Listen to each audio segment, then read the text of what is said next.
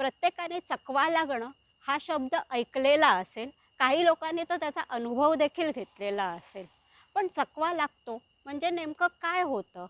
तर ज्याप्रमाणे आपल्याला समजतं, की एखाद्या ठिकाणी आपल्याला इजा होऊ शकते किंवा एखाद्या व्यक्ती आपल्याला इजा करू शकतं, त्याचप्रमाणे वनस्पतीला देखील देवाने तो आशीर्वाद दिलेला आहे.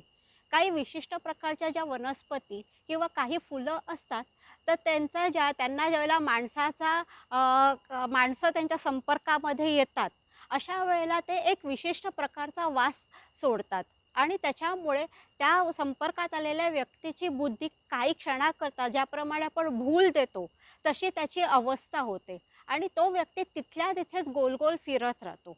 त्याची मर्यादा जी असते ती त्या झाडाच्या किंवा त्या वासाच्या हद्दीपर्यंतच असते किंवा एक ठराविक काळापुरताच मर्यादित असते. तो ठराविक काळ संपला, की माणूस परत आपल्या शुद्धीमध्ये येऊन रुटीन लाईफला येऊन जातो. पण ह्याच गोष्टीला किंवा ह्या एक्सपिरियन्सलाच आपण चकवा किंवा भुताखेताने झपाटलं असं म्हणतो. विश्वास ठेवा, पण अंधविश्वास ठेवू नका. आपल्याला जर अशाच प्रकारच्या आणखी शास्त्रोक्त ज्योतिषाच्या रिलेटेड माहिती हवी असेल, तर माझं चॅनल लाईक, सबस्क्राईब नक्की करा.